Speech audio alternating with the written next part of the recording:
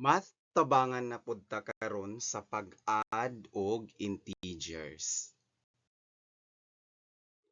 Adding of integers naa pud ni siya'y mga balaod ng ato angay sundon.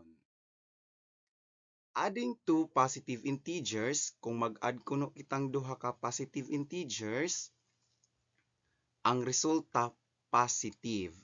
Whereas adding two negative integers will result in the sum with a negative sign. Kung negative sign kuno isab ang ato i-add na mga integers, ang resulta is negative pod. The three main possibilities in the addition of integers are adunay tulo ka possibilities sa pag-add ng integers, no?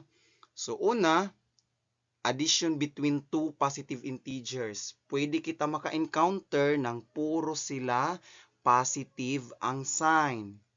Ikaduha, addition between two negative numbers. Pwede isab nga ang duha kan integers puro negative. And addition between a positive number and a negative number, no? Pwede ang isa positive, ang isa negative. So unsaon ni sila? So example number 1, positive 3 plus positive 7. Pareho sila ng sign, di ba? Puro positive. So i-add lang nato ang result, then copy their common sign. So that's positive 10. Number 2 na example, positive 5 plus positive 9. Pareho gihapon og sign, puro positive. Simply, ato lang i-add ang duha ka numbers. That is 14. And their common sign is positive. Example number 3, how about positive 8 plus 0? Since walay kwenta ang 0, di ka makaingon nga positive or negative siya. So just copy that number. Kay naa siya sa property ng real numbers, no? So that should be positive 8. Pwede pud wala ang sign nga positive. Kay kung walay sign nga plus or positive sign, kana nga number is positive, no?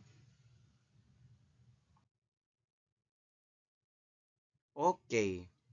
Negative 6 plus negative 7. Pareho mga ang sign, no? O puro siya negative. So, ang result, i-add lang nato ang number. 6 plus 7 is 13. Copy the common sign. That is negative. So, the final answer is negative 13. For example number 5, negative 15 plus negative 11. Pareho sila og sign, negative. So, ato lang idritso og add ang 15 og 11. So, that is 26. Unsa man ang pareho nila nga sign? Negative. So, the final answer is negative 26. Example number 6, negative 17 plus 0. So, wala may kwintang 0, copy the same integer, no? So, that is negative 17. Whenever a positive number and a negative number are added, kung mag-add kuno kitang positive o isa ka negative nga number, the numbers will be subtracted. Ato daw i-minus ang numbers, no? And the sign of the greater number, ang sign kuno sa mas dako, maoy basihan sa sign sa resulta.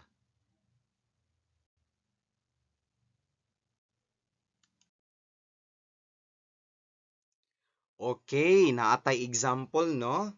So, we have negative 7 plus positive 12. Dili sila pareho og sign. Okay, ato i-minus. 12 minus 7 is 5. Unsa man ang mas dako? 12 or 7? That is 12. Unsa man ang sign sa 12? That is positive. So ang ato final na answer is positive 5.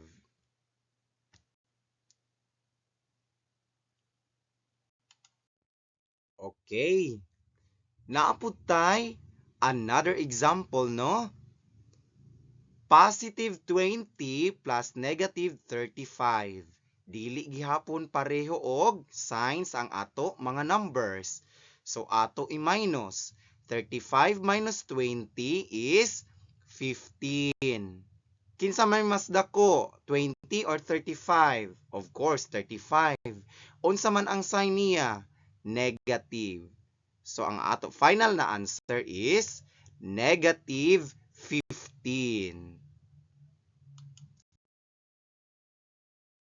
How about kini nga example? Positive 16 plus 0.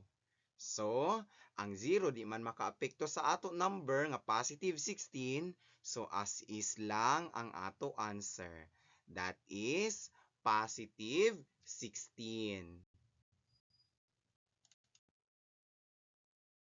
And now for the assessment, no, you have to add the following integers. Pwede niyo i-post sa ang video kay on the next slide naa ang key answer, no? Okay. Happy solving!